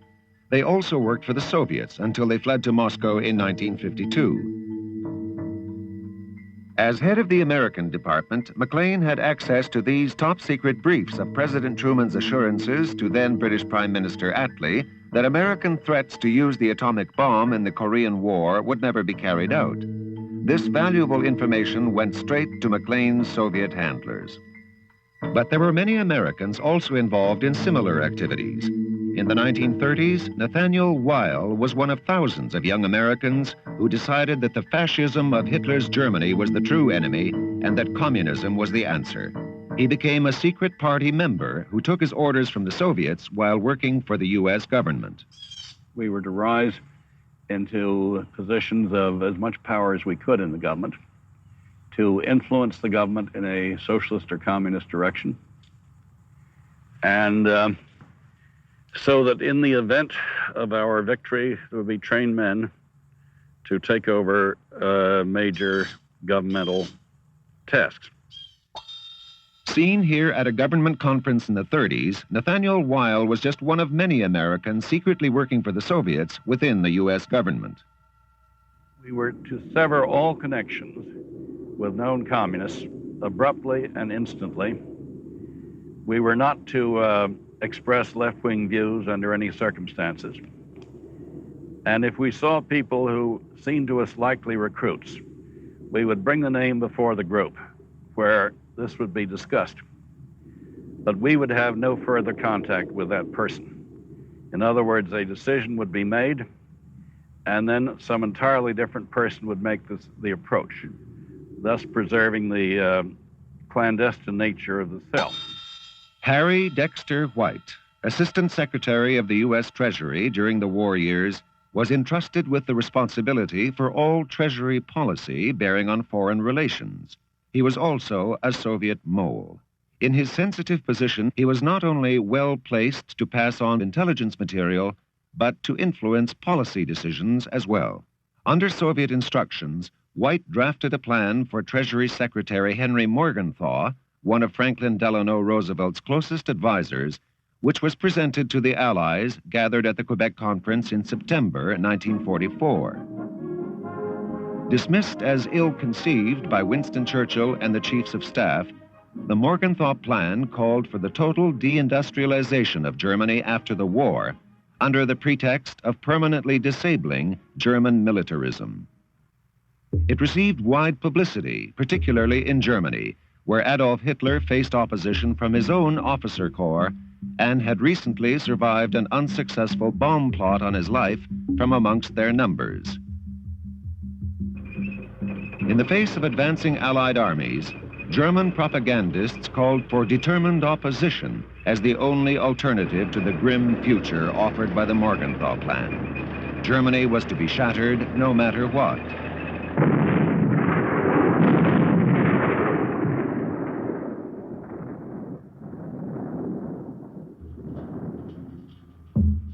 An early end to the war would have interfered with the Soviets' plans.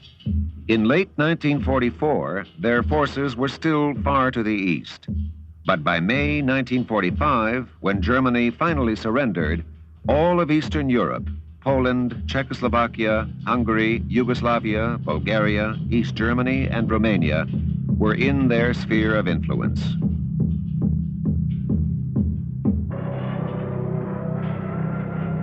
Harry Dexter White's influence on behalf of the Soviets was not restricted to the European theater of battle. In China, the Soviets were supporting Mao Zedong in his battle against both the Japanese and the nationalist Chinese forces of Chiang Kai-shek. In 1943, President Roosevelt agreed to lend Chiang's armies $500 million for their fight against the Japanese and agreed to immediately deliver $200 million in gold. But White's personal control over the Chinese currency stabilization program enabled him to ignore the declared policy of Roosevelt and Congress and delay the gold shipments. The Chinese economy continued to collapse, paving the way for the eventual takeover by the communists. There were others. Lachlan Curry was President Roosevelt's personal emissary to the nationalist Chinese. Yet he, too, was secretly working with the Soviets to destabilize nationalist China. But it was not until a few years later that a shocked nation learned the extent of Soviet penetration when Elizabeth Bentley, a Soviet spy and courier, testified before a U.S. Senate committee. We were getting information from the Army, particularly the Air Corps, from the Treasury, from the State Department, from the OSS, from the CIAA, the Rockefeller Committee, from the OWI. Treasury? Oh, yeah. Didn't I name the Treasury? Yes. The War Production Board? Yes, from the War Production Board, from the War Manpower Commission. I think that about covers it, Senator. All right. Now will you describe the kind of information that you were getting out of these departments? She revealed that she had passed to the Soviets inside White House information that Lachlan Curry had given to her. He did pass on the information that the American government was just about to break the Soviet code. And what happened then? I relayed that to the Russians. They wanted to know which code, which I couldn't obviously tell them. But Elizabeth Bentley named Harry Dexter White as the man who did the most damage. In his appearance before a U.S. congressional committee, he denied he had ever been a communist. 2 days later, he died of a heart attack. All these people were accused by former Soviet spy masters of being espionage agents of the Soviet government. So we must assume that today the situation is worse since all of our security is broken down.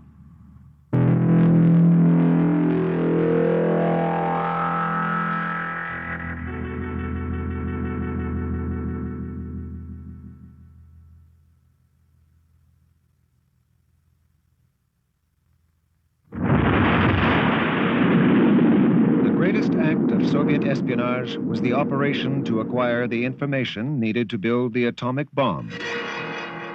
In 1953, Ethel and Julius Rosenberg were executed for relaying atomic information to the Soviets. But by far the most important secrets were obtained from highly placed agents working directly on the top-secret Manhattan Project.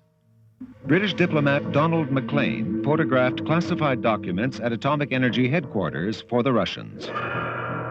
Klaus Fuchs, a German scientist, infiltrated the Manhattan Project in Los Alamos, New Mexico. These two were the key operatives passing the latest developments to the Soviets. Fuchs served less than 10 years in a British jail and left for a hero's welcome and a top scientific post in East Germany. Scientific espionage is a critical area of operations for the KGB. Department T uses business fronts, trade delegations, and exchange programs as covers to acquire America's scientific and industrial knowledge. Many American campuses are host to large numbers of Soviet scientists. The universities are often the site of secret scientific research in areas of industrial and military significance. For 10 years, Professor Robert Burns of Indiana University ran the academic exchange program between the Soviet Union and the United States. Well, for what purposes have Soviets been in this country? Well, very clearly to get access to American science and technology. Very often to get access to particular fields in which they are especially weak. One of my colleagues in the 60s made a study of Kosygin speech, identifying their shortcomings, and a list of Soviet scholars who came to the United States in the next few years. The list dovetailed perfectly. This year, the Soviets tried to send 19 people in very highly classified fields in order to get around the restrictions that we placed on exporting equipment after the invasion of Afghanistan. An examination of the list of U.S. scholars in the Soviet Union is revealing. It shows without exception that the topics studied are all in the humanities: history, literature, and the arts. The Soviets do not allow us to study the 20th century. In all of the 22 years of the exchange programs, we have not sent anyone to the Soviet Union to study the things in which many Americans are most interested. But the Soviets studying in the U.S. are enrolled in virtually every strategically important area of research being carried out: lasers, microcircuitry, and ceramics, all subjects that have applications to spacecraft, missiles, and weapons aimed at the United States. But while the Soviet scholars are welcomed with academic courtesy in North America, the same is not true of Western scholars in the Soviet Union. I made a study of the exchanges from 1958 through 1975, and something like 20% of the American participants in the major program were affected by the KGB in one way or another. Obviously followed, in some cases harassed and intimidated, in a few cases seduced and put under pressures to provide information about fellow students or about American embassy officials. One victim of the KGB's manipulation of exchange programs was Canadian professor Johann Königstein, targeted because of his expertise with laser technology. Department T of the KGB often works closely with the GRU, Soviet military intelligence, whose objective is to acquire military technology. While visiting the Soviet Union, Professor Königstein was involved with a female operative of the KGB, Galina Nusinova. Returning to Ottawa, he met with Yuri Usati of the GRU, who convinced him to take a laser along on his next visit without filing the proper export authorization forms. Because, in my opinion, it was like taking a book with me or something like that.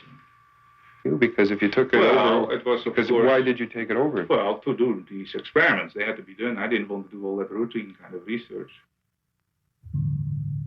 Not all technology is gained by academic exchanges. Many North American companies are approached on a commercial basis by the KGB. HEICO, a Vancouver firm, built the Pisces, the most advanced deep-sea submersible in the world. As the Soviets lagged far behind the West in deep-sea technology, they were anxious to obtain the submersible, so HEICO was approached by a KGB agent named Segalovich working for Department T. But HEICO was forbidden to export its product to the Soviet Union because the Pisces utilized secret welding techniques used on U.S. atomic submarines. In order to avoid the export ban, the submersible was sent part by part to Switzerland, where it was assembled and tested off the coast of Italy. It was then sent to the Soviet Union, giving them instant parity with the West. Department T of the KGB often devises intricate schemes using third-party nationals to act as middlemen to illegally avoid export bans placed on strategic technology. Peter Virag, a Montreal lawyer, recently entered into an export deal involving sophisticated computer equipment. Aware the equipment would require special export licenses if destined for other countries, Virag arranged for the equipment to be initially exported to Canada. He then illegally re-exported the computer equipment to European centers, where his partner sent it on to final destinations behind the Iron Curtain. This man, Marc-André de Geiter, is a Belgian with business ties in the Soviet Union. Through bribery, he tried to obtain a computer source code valuable to the Soviet military because it simplifies computer operations, thus reducing the size of the computer required. But the transfer of American technology to the Soviets is not only accomplished by the subterfuges of the KGB. Much of it is done openly, for as Lenin had predicted, when the time comes to hang the capitalists, they will be eager to sell us the rope. A Texas company has sold the Soviets devices known as array processors, which are now being used on Soviet killer submarines. The array processors interpret underwater signals and target the locations of other submarines. In Corona, California, the principals of Spar Optical Research Incorporated were convicted of exporting copper water-cooled mirrors to Europe for reshipment to the Soviet Union. These mirrors are essential to particle beam and laser research, and the Soviet military is now closer to achieving the ability to destroy vital communication satellites. A New England firm in 1972 sold the Soviets their product, one of the most advanced ball bearing manufacturing machines in the world. The miniature ball bearings are essential to the successful launch of multiple warheads from a single missile. Americans have also provided the Soviets with the technology critical to the guidance systems that greatly increase the accuracy of Soviet missiles. Dr. Miles Kostick is a Washington-based defense analyst. The acquisition of American inertial guidance technology, which consists of 3 different technologies, has enabled Soviets to bridge a tremendous gap in the circular error probable, namely precision of on-target delivery of their missiles. When they started, they were about 3 miles of the target, and this was not so long ago, about 8 years ago. But now the Soviet missiles are accurate to within 600 feet of American missile silos. In order to overcome this increased Soviet accuracy, the MX missile system has been proposed. It is the largest construction program in the history of mankind, with missiles on movable carriers. And that new missile, which is the MX missile system, will cost us $60 to $100 billion, strictly to offset the advantages which Soviet acquired through their scientific and industrial espionage in the United States.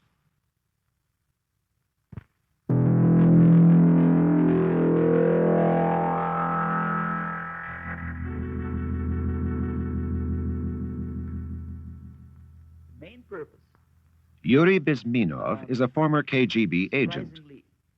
follows the statement of a very ancient Chinese philosopher, Sun Tzu, who was born 500 years BC, before Jesus Christ, who said something to the effect that fighting war on a battlefield is the most stupid and primitive way of fighting a war.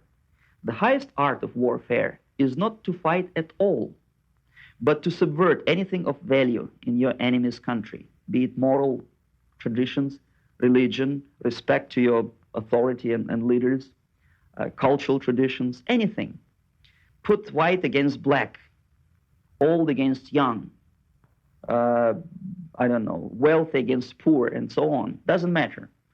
As long as it disturbs society, as long as it cuts the moral fiber of a nation, it's good. And then you just take this country, when everything is subverted, when the country is disoriented and confused, when it is demoralized and then destabilized, then the crisis will come. Within the KGB is a department that specializes in planting false stories and forged documents to distort others' perception of reality. It is the department that deals in disinformation. Department A of the KGB set up and controls the disinformation department of Czech intelligence.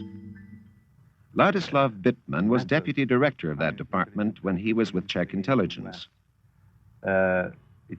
Disinformation can have a variety of forms. It's basically an information deliberately misleading that is leaked through a variety of channels to the opponent to deceive him, to deceive the decision makers in the United States or Germany or Britain, or it can be a disinformation to deceive the public opinion around the world or in a specific country. You got to be fairly good at this when you were with Czech intelligence, didn't you? Unfortunately, I have to admit, yes. One of Bittman's audacious schemes was to recover phony Nazi storage chests from a Czechoslovakian lake. The chests were filled with genuine Gestapo and SS documents supplied by the KGB and specifically chosen to rekindle animosity towards the Germans decades after World War II. And I was a member of the diving team, and when I talked with a few people in the service about this, we came to the conclusion that this is a very good opportunity to play a dirty game against West Germany, that we would actually put something on the bottom of the lakes and make it a big discovery. So we prepared several German chests. Supposedly they were thrown into the lakes by Germans who were just fleeing Czechoslovak territory. The cases were brought from the bottom in front of television cameras. The documents were then displayed in an elaborate press conference aimed at weakening the solidarity of the NATO allies. It was quite successful in Italy, in France, in Austria. The press of these countries published them, and basically the tone was anti-German. Look what these German bastards did to us during the war. and there are so many who are still living in Germany. Who are the major targets of the disinformation campaign that you were waging? I understand there was 2 or 3 major targets. Well, the target number 1 is, of course, the United States. It is called the enemy number 1, or the main enemy. It's always used in that word. That is the official term for the United States. Then the second major target was the NATO alliance. And the objective was to work toward the dissolution of NATO, with the hope that after some few years, the tension within the organization would reach such a stage, such a level that NATO would stop existing. NATO was formed in post-war Europe as a political and military alliance against the Soviets. But its most effective opposition now comes not from Soviet armies, but from Soviet disinformation, which continually attempts to turn one NATO ally against another. Each one of these papers appears to be a leaked U.S. government document, but they're all forgeries designed to sow dissension within NATO. This document made damaging remarks supposedly from former President Carter about both Greece and Turkey. This is a phony intelligence report on European left-wingers. This is a forged NATO document claiming to devise ways of getting support for the neutron bomb. A forged confidential State Department memo advocating economic espionage by America on her own allies.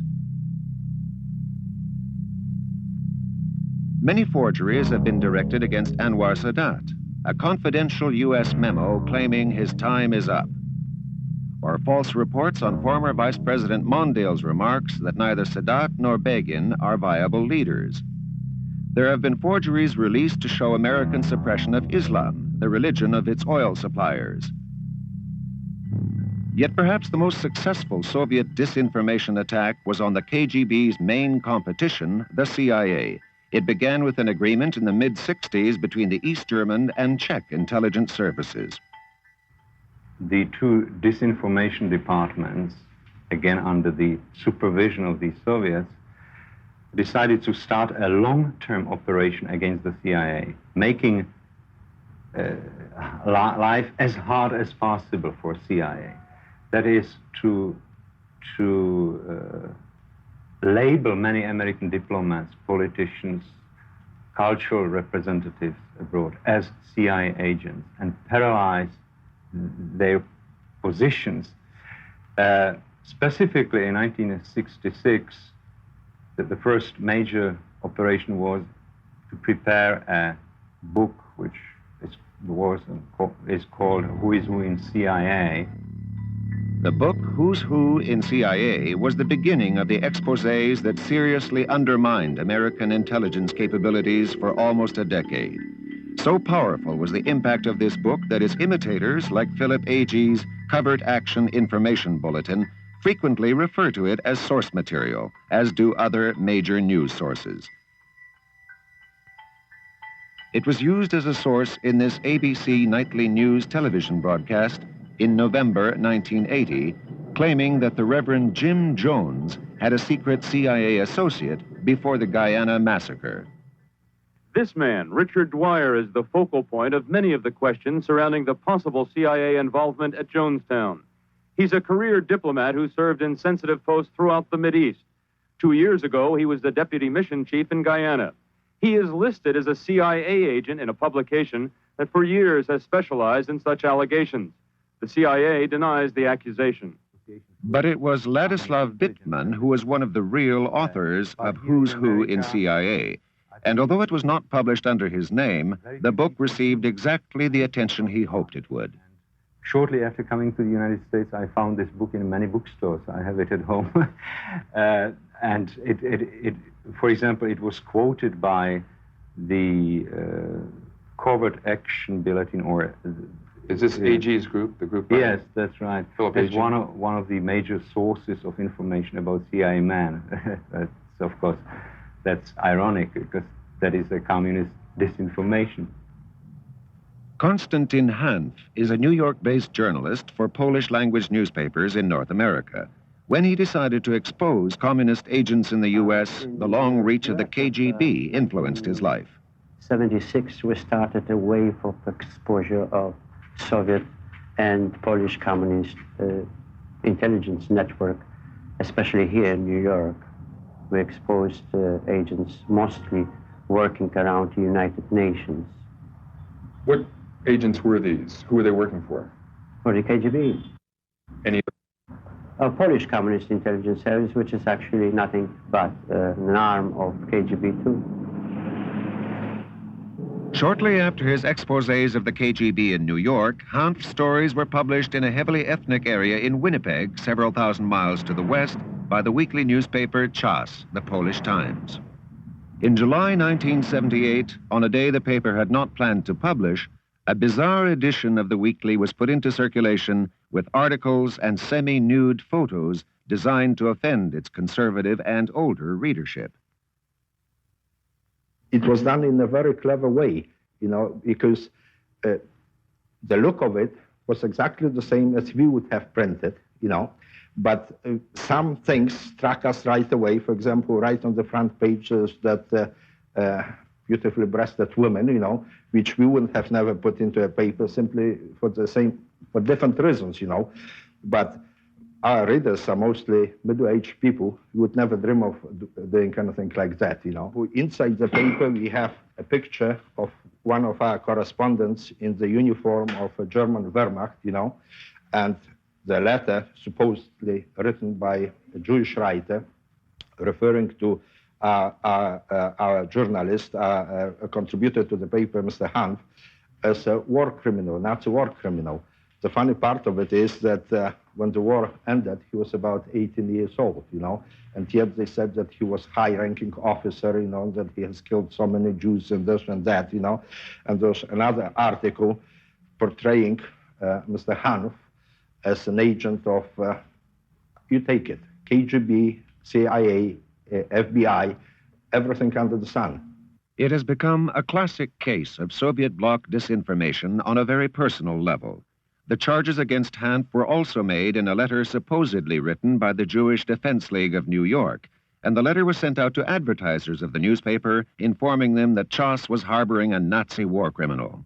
I am Polish from my belief and from my birth and from my persuasion, I would say, but my father was a German, so my engagement in the German army was not incidental, actually, because... How long were you in the German army, and just what did you do? I was a regular soldier. I was drafted in March of 44.